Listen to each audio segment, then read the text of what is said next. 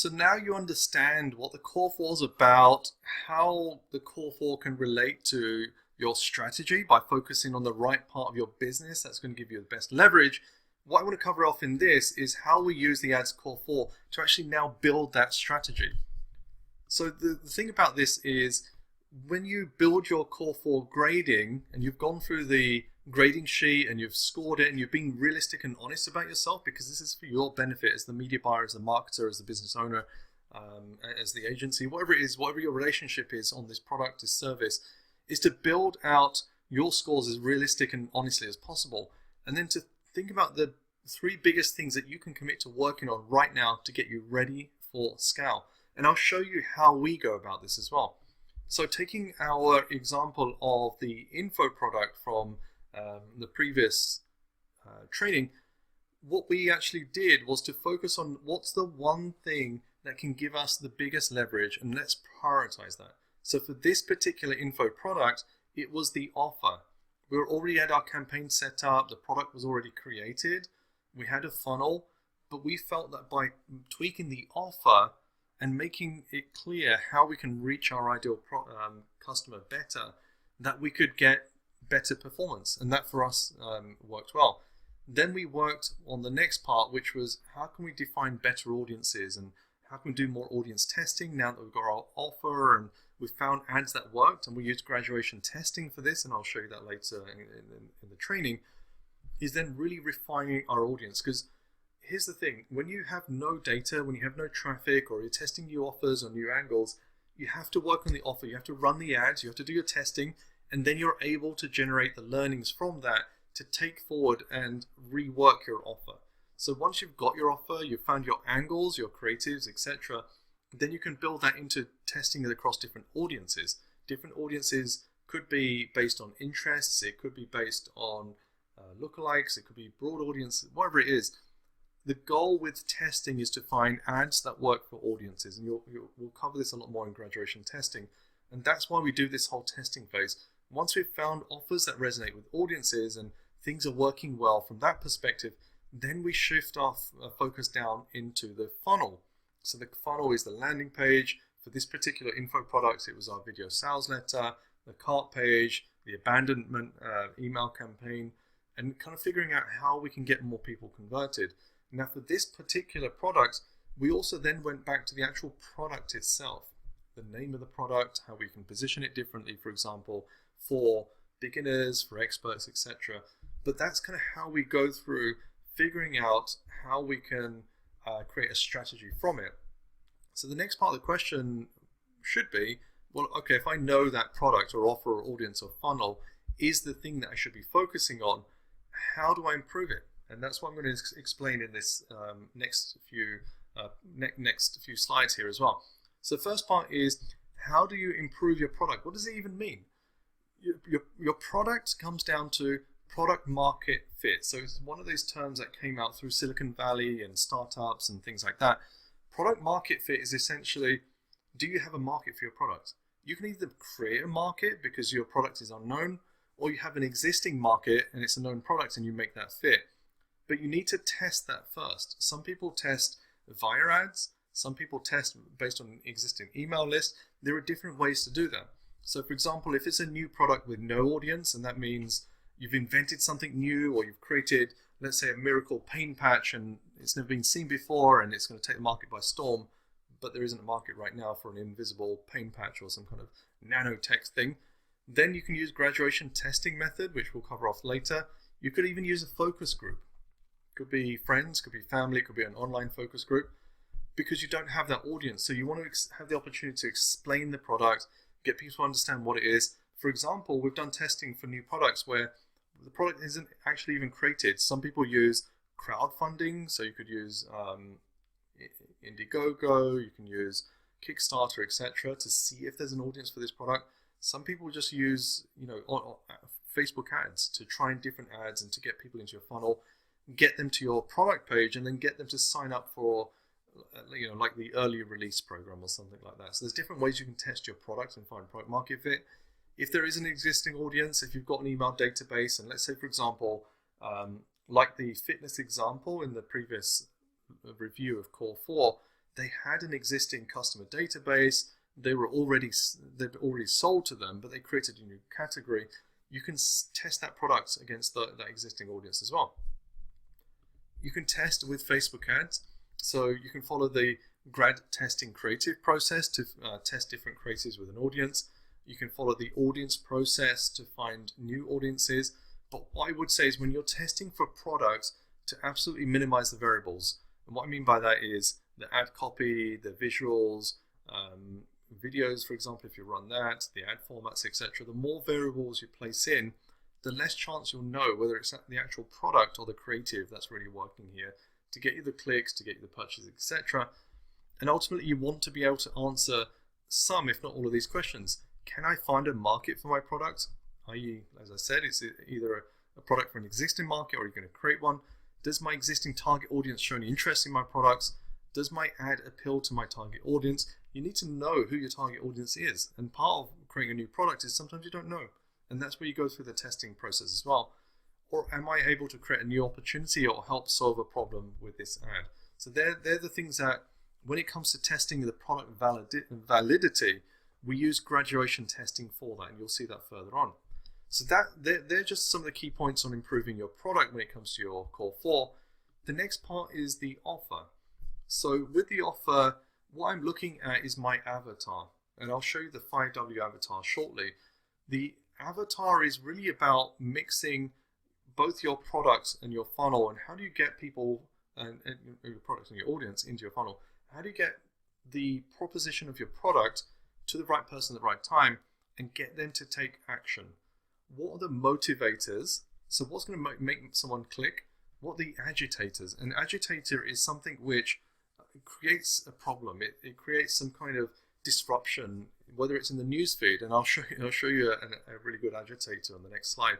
Is kind of how do you pull people out of their browsing, kind of just wake them up? How do you get them to snap out of their Facebook scrolling or the news, looking at Instagram feed or their stories and things like that, to look at your ad, to read your ad and take action. Then going into offer testing and offer definition, which I'll also cover, and using that process to test and see what works. So here's an example of an ad that came up in my newsfeed, which is really, really hilarious when you look at it and you kind of look at what they created. It got through policy, and there's reasons why. It's kind of just on the safe side. But the ad does a real good job of disrupting your experience because it is kind of just unexpected. Like, that's the big thing about disruption. What I want to actually focus you on is what I believe to be the offer, and then breaking out why the ad works so well. So if I'm looking at this, and this is not a business or an ad account or a website that I've been connected with in any way at all. It's just literally one that came up in the newsfeed. The offer here, if I was to understand what they're trying to create, is comfortable grooming for the man that cares for his partner. So that for me is, when I look at this ad, I look at the product, I look at what they're trying to create, that's kind of the message that comes through for me. So that's the offer. That for me is one of the ad angles, one of the kind of hooks and kind of ways that they're trying to bring people in. How that translates into copy and creative is, as you can see here. So number one is a disruptive creative. One of the biggest things about newsfeed on most placements for Instagram, Facebook, etc., is the creative. And this is disruptive because it's two colors that are great at breaking the newsfeed, and then there's the curiosity between the fruits that are shown and kind of what is on the screen, which then brings you into reading the copy, which is about calling out your ideal prospect. So the importance of grooming below the belt here is what men are saying. So they're obviously talking about men. Then connecting with the pain or opportunity gain. So I feel more confident, brushes are trimmed, the trees look bigger, feels so smooth. There's just the play on words and how they've done it is just really quite funny. But they've also then created an action. So, confidence begins below the belt, shop now. It's a very tongue-in-cheek. Now, what I will say about this is, this doesn't work for everyone. Not your brand won't always work with something that's tongue-in-cheek as this, but find something that resonates, that cuts through and connects with your consumer. It could be a video ad, could be static. I personally would have turned this into a video ad because there will be a lot of people that stop to read this and take in and understand, but may not click. So for example, if that person's in the workplace and this ad takes them to a landing page which is maybe not safe to read in the workplace, they might just kind of bookmark it and save it for later, or whatever. So they might not take action straight away. The problem is if they don't click, how do you retarget them? Well, if you use a video ad, and the video ad could be the same image, maybe with just some animation around the colors or anything like that, 10, 15, 20-second video ad, and it's really, really easy to do in the actual Facebook Ads Manager, but you can use external tools as well. That video ad can then be remarketed based on someone watching a percentage of the video and then remarketing to them as well. So there's different ways to engage and then to re-engage as well. So that's one example of a Facebook ad. Here's an example of something that was written in, what is that, 1959. So that's about, yeah, that's like, we're talking about 6 decades ago. So this ad was one that was written by someone who I learned a ton of copywriting expertise from, a guy called David Ogilvy. Him and his agency were really good at getting to the core of what the offer is and what the ad needed to be to create exactly the same impact as this ad, which is disruptive, creative, calling out your ideal prospect, connect with pain or opportunity, and create action. It's exactly what they've done here. Now, when I went through this ad, and it's one that's been circulated a lot in terms of advertising and best practice for marketing, but what I love about this is when you look at a typical Facebook ad, they're doing the same things that your ad needs to do, just a different format. First of all, it was print, and the layout was different. But really, what they're trying to do is create a disruptive impact on the reader. So if someone's reading this magazine, they see this image and this brand new car. This is 1960. This was a standout car. This was a pretty amazing car. Rolls-Royce is still a good car, but back in those days, it was like premium luxury. And when I look at this, I'm looking at what's the message they're trying to create. So I read through it, I understood it. The offer to me is a smooth car with fine attention to detail for the man that craves status and luxury. Now, the reason I say man is because 1960 was a very different time for people in general. Ads like this appealed to men. They were after men because men bought cars. Women didn't they didn't drive as much as men. So it's not to be sexist by any means, it's just how the 1960s were. But the offer here is appealing to men with money, men that bought for their wives, etc. There's a whole piece on kind of who they're targeting here as well. It's a disruptive creative. They're calling out their ideal prospect.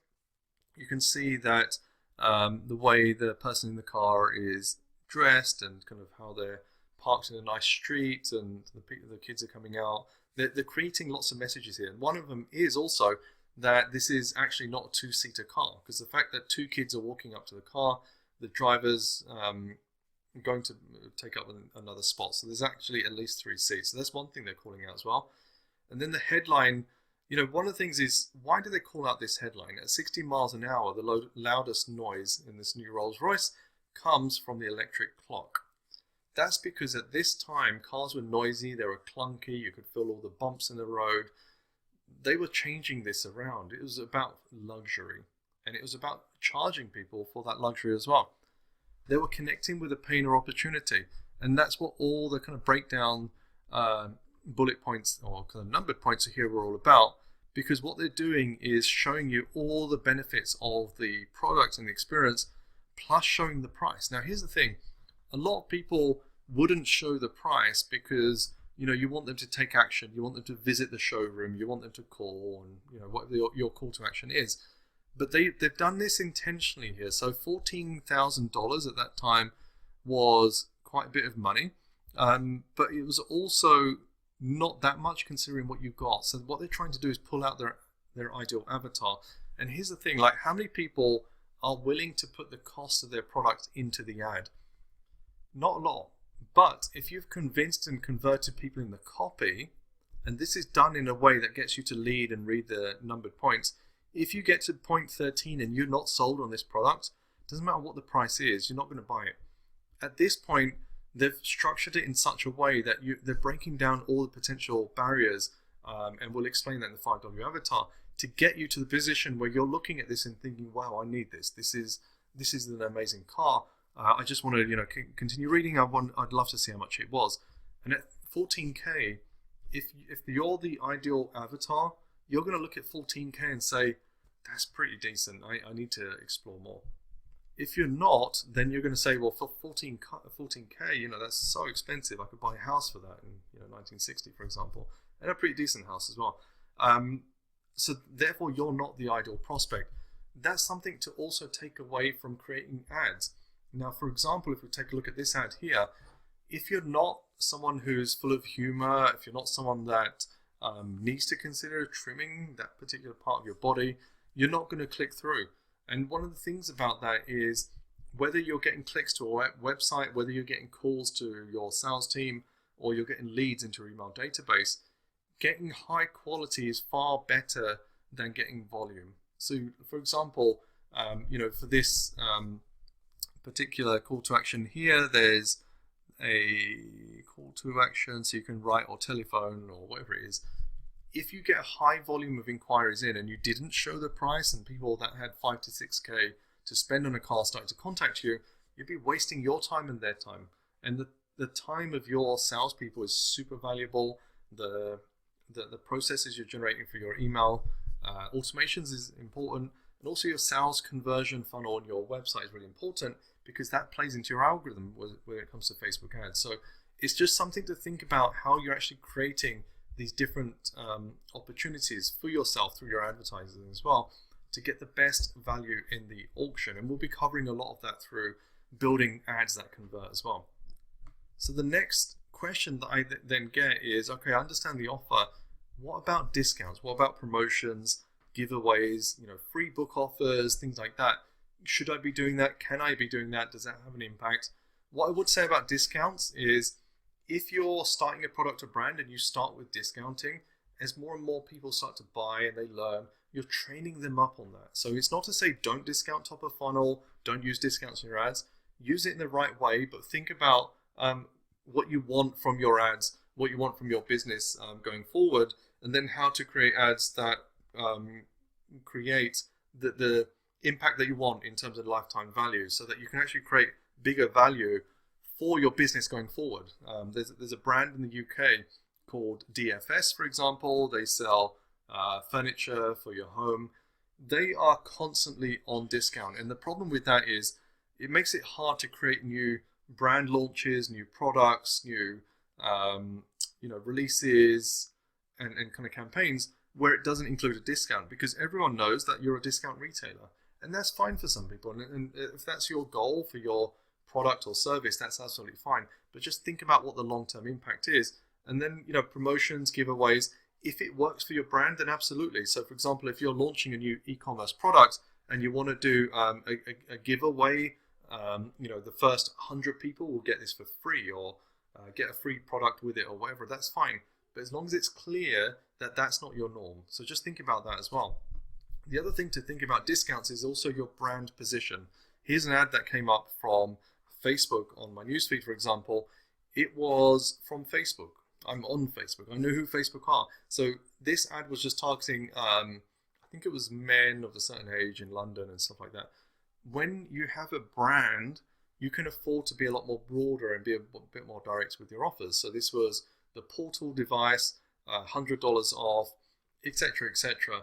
And that was offered to me because I know who Facebook are, so they don't need to explain, hey, with Facebook, we do this is the portal, etc. They're going straight in with a discount to a cold audience for this particular ad. So that kind of works for them. Then you look at a brand, for example, who are maybe not as well known, and they're going for a discount, but specifically it's because it's a Mother's Day discount. You have a short time to sell, and they want to drive high sales, high interest, high clicks in a short amount of time. So they're trying to force people through with a discount as well. So they're just two examples of where you can kind of pull in discounts, top of funnel as well, built around your offer. So what your offer is, like, we sell custom baby photo bracelets for mums that want to create long-term memories. Then maybe that's their offer, and they're pushing it with a promotion. That's fine. So that's the second part of core 4 strategy. The third part is, improving your audiences. How do you get more depth and understanding? It's about building your avatar. The 5W avatar is a big part of this. Your budgets make a big difference. So how much you can test across your audiences. This is also a big part of graduation testing, which is we want to test with small spends, but test fast and go quite broad and deep into our testing. But also, like for example, if I've got a test budget which is $100 a day, it doesn't mean I want to spend more and more on single audiences. I want to test more audiences. That's something we'll come and cover off in our grad testing. We also want to leverage Facebook's algorithm better. Facebook know how to target the right person best than you do. This is why right now, for example, broader audiences are working well. Micro-targeting has its space, and in some cases it does work better when you're trying to fish out niche audiences for your product because you have a niche product. But generally going after bigger lookalikes, broader audiences can work better, especially if your country size is small. So for example, if your country only has, let's say, a couple of million people in it, a 1% lookalike is pretty small. So that kind of gives you an idea of kind of how to think about your audiences as well and improving. And really it comes down to using the graduation testing process, which we'll cover off in better detail as well. And then the final part of the core 4 is improving your funnel. So first of all, it starts with measuring, identifying opportunity and testing. And then it's about speed, engagement, the micro and macro conversions, which we'll cover off in the optimization section of the BPM method. Micro and macro, to give you an example, so if you land on a site, let's say you're on the product page. You going from product page to cart page is a conversion point. You going from click to buy is also a conversion point. You going from product page to checking different variants is also a conversion. Those micro conversions can add up when you optimize and tweak as well. Then, about funnel optimization is picking out the low-hanging fruit opportunities. So they're just quick things that you can go in and fix. And we'll show you some of those things, the common things that come up with funnel optimization. But then there's also the big fish strategy. So it's all well and good optimizing and tweaking small parts of your funnel. Sometimes the actual funnel itself can be tested as well. And it all comes down to CRO, conversion rate optimization. So really they're the kind of 4 kind of high level ways that we go through the core 4. And what I want you to understand is each part of that core 4 translates to a different strategy that we have in play in the BPM method. So graduation testing helps us test products, offers, and audiences. The offer testing and how we construct comes from our 5W avatar, which is in the next section. Then we also have templates, and I'll show you how I construct ad copy and how I use the ADA model, which I'll explain more, to create my ad copy, my landing pages, and my funnels. And then kind of improving your funnel is about all the different optimization events, picking the right funnel, tracking it and testing it as well, so that you can get the maximum value from your ad campaigns, getting you lower cost users that convert higher and pay you more.